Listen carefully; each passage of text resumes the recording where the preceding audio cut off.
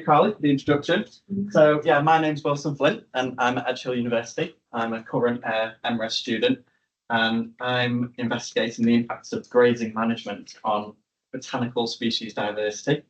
So I'm a botanist, so I was deeply upset by Andy grouping the various yellow Asteraceae numbers. I did take meticulous time to separate them all.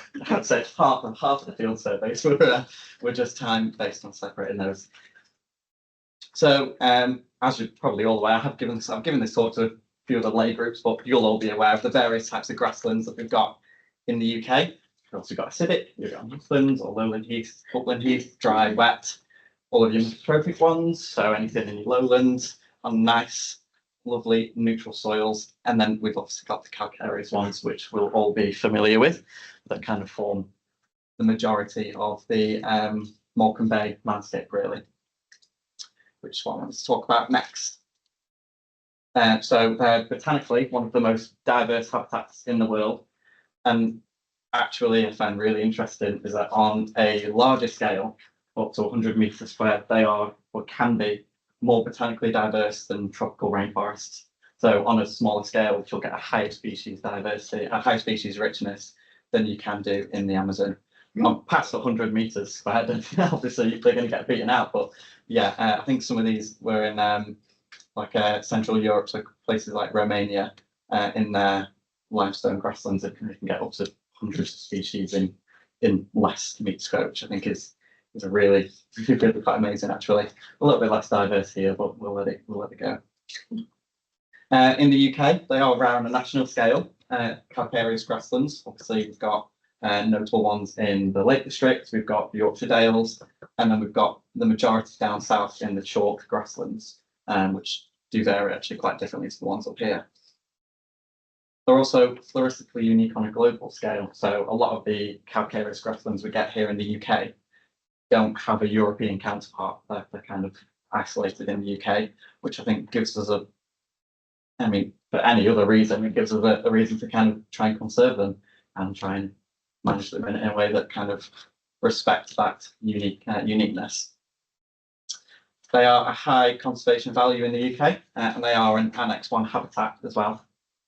So we've got kind of quite a lot of government back in there to try and conserve them, which is brilliant, given their amazing species diversity, not only for plants, but as we know, for insects, which is brilliant. Unfortunately, though, throughout most of the intensive agriculture period of the United Kingdom, we have managed to lose quite a number of them to whether it be overgrazing or just kind of intensive agriculture, any sort of nutrient deposition. Obviously, that's going to change the landscape quite a lot. So I think trying to understand how we can botanically conserve these in a way that increases species diversity is really quite an important thing we've got. So Morecambe Bay Pavement area, special area conservation, lovely area. I know a lot of you work actually in this area, which is good. Very jealous actually. It is built on 350 million year old carboniferous limestone. And as Stephen said, it's very thick, it is very deep, it's strong, very strong limestone. It's brilliant, really. And it's formed due to glacial scouring in the last ice age of 12,000 years ago, which kind of left all of the grikes and everything in the limestone, washed away the soils, and left us with bare limestone, which has kind of just been maintained there by rain and everything being flushed out, which has left us with a really brilliant habitat, mosaic habitats as well, between the pavements and all of the grasslands in between. They are, in Morecambe Bay pavements, they were designated in 2005 as a special area conservation, and it was named as the best example of lowland limestone pavement in the UK. So, I've never been to the Borough, but you must go. But yeah, according to legislation, they are the best example. The SAC area overlaps 12 SSSIs, which I'm sure a lot of you work on, or what you've definitely been to, explored, had a little nosy around, and it contains 918 hectares of semi-natural dry grassland, which is especially noted as well in the Morecambe Bay Pavement area for the orchid habitat, which, I mean, until you get further down south, you just really don't get anywhere else up here.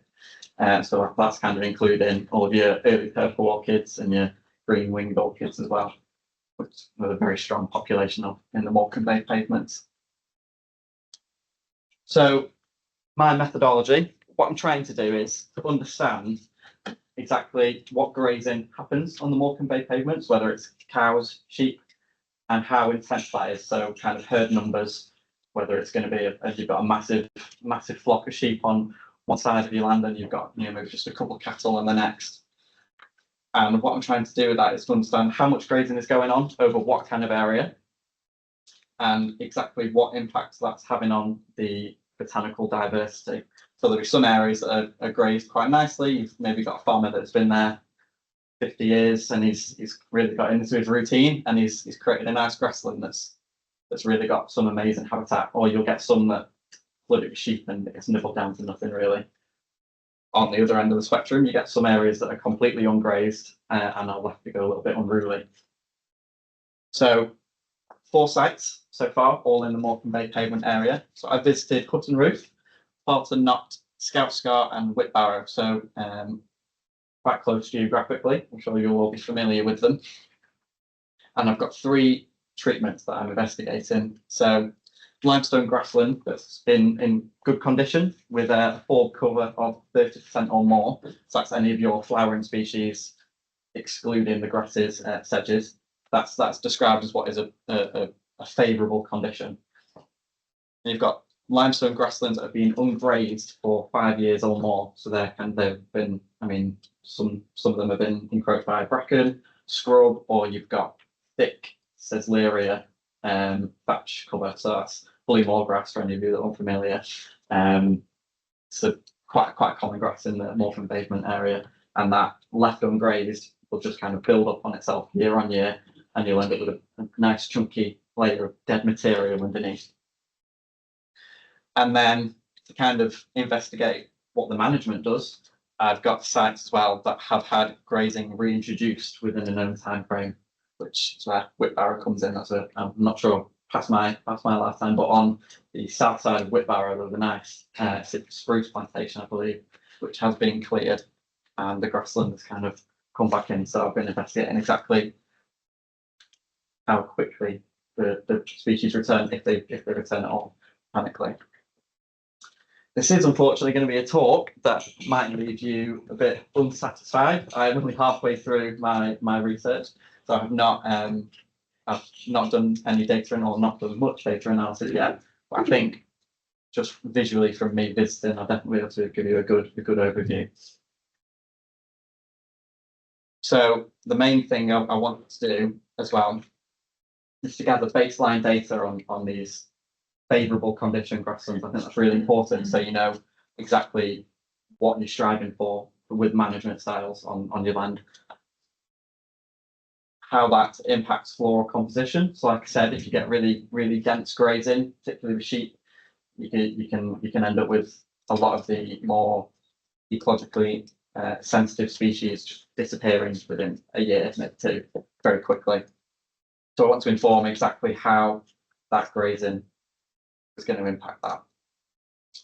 And successful management styles. So how can we take a grassland that's been maybe undergrazed, overgrazed, or just had poor management, even being abandoned, which isn't uncommon, and how we can use management styles to bring back that floral diversity, which I think is nice that we have the knowledge to do that, like Carly was saying earlier, Carly and Ezra and Toby. I think on limestone pavements itself, it's really quite difficult to understand what you need to do to bring it to a suitable or a favourable condition. So I think quite lucky with the grasslands that we know it can be done. So I think it's really important to give it a good go. So, oh yeah, and absence of grazing impacts. So what I did was, over last summer, and I will be doing over this summer as well, starting this weekend actually, I'll be starting my field surveys again. So last year I went from July to September, surveying all sites throughout the growing season. And what I would do was random 2 metre squared quadrats. Each site between about 10 and 20 quadrats per site. So some sites I had were in favourable condition. That was the most common site. Those I did less quadrats. So I had more representation across the area, and the grazing reintroduction sites I did more quadrats, just kind of get a better representative sample. As I know, there's only one site so far that has reintroduced grazing recently. All species were recorded and their percentage covers as well. I did also record thatch content at the bottom of the grassland, any sort of bare ground or bare rock exposure as well. Haven't investigated that data yet, but I think particularly for the thatch content, it'll prove quite interesting. I also measured sward height as well. So, I mean, I'm sure most of you have visited a mesotrophic grassland and you end up in June and the grass is maybe up here or even touching your neck, and you can walk through a calcareous grassland same time of the year and it'll barely be your knee. It's often quite short, but that changes a lot when you've got ungrazed grassland. Like I said, you build up those thatch layers and it can really get quite dense.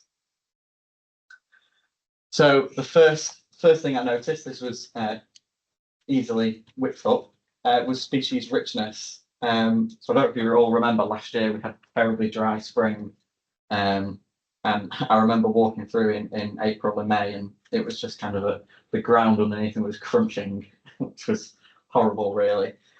So I think a bit of drought has had an impact. I mean, species richness, even on a grazed site that were in favourable condition, we've got a mean there of 14 species, which is ridiculously low for any of you know that calcareous grasslands.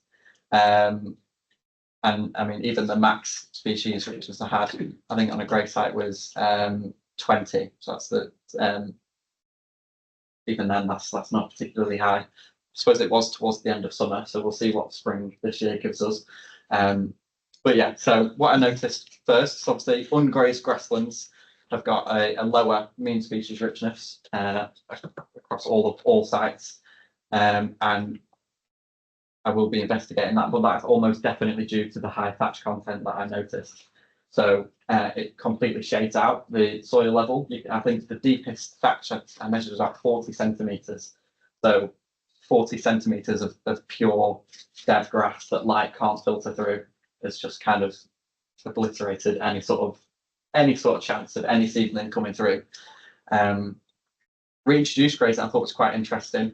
It matched grazed or favourable condition grassland that's been in favourable condition for quite a while now. But yeah, the reintroduced grazing it managed to recuperate its losses really quickly. Actually, in some cases there was land that had been felled 5 years ago and it had been left to revegetate with grazing, and it's already matching sites that have been grazed and are in favourable condition for 20, 30, 40 years.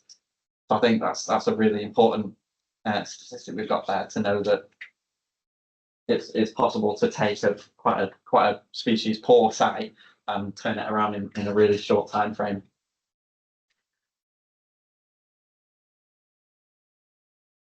So what's next for the project? So yeah, as I said, starting next weekend, I'll be doing more data collection. Fingers crossed, more sites as well. So as I said earlier, I was going to sites in the Morecambe Bay pavements. I might extend that to the Yorkshire Dales. There is a slightly different microclimate going on, so I'm not sure whether that will impact, especially with springtime vegetations. But yeah, I think definitely Ingleborough is a target, Gretesby Scar. Hopefully I can get some new sites on there, just to kind of expand the data a little bit. But yeah, so I'll be collecting data from May to July, so that should give me a complete season. I would say if I started last July, I've got the end of summer. This year I'll start early and catch the rest of summer. So it'll give me a full season of botanical growth there, and it'll give me a really strong set of species diversity data. Data analysis. So I've got maybe a couple months now, but it's due in September, so it'll be a quick turnaround. But yeah, data analysis. So I'll be doing diversity indexes. So Shannon and Simpson diversity to see not only how rich these grasslands are, but how even, I think as I mentioned earlier, what species diversity really is. It's how the dominant species in the quadrats are balanced. So if you end up with one species that covers the whole thing every time, and maybe you get one species that's just in a little corner, it kind of gives an insight on how balanced each quadrite is. To investigate the trends in sward height. So as I mentioned earlier, without the grazing, you get a sward that can really build up quite tall, and we'll compare that to the sward height against the species richness, just to kind of see how many species are lost, and if there's a certain point in sward height where it becomes really significant, maybe there'll be a cut off to where it's just no chance for anything pulling through. And then the most important thing, I think, it's all well and good just investigating this, but actually using the data to inform conservation management. So everything will be reported back to all landowners, and I think it's really important that everybody has a good understanding of what they need to do on their land to kind of, bring about the maximum biodiversity, which at the end of the day is what we're all looking for. So yeah, that's the end. So if anyone's got any questions.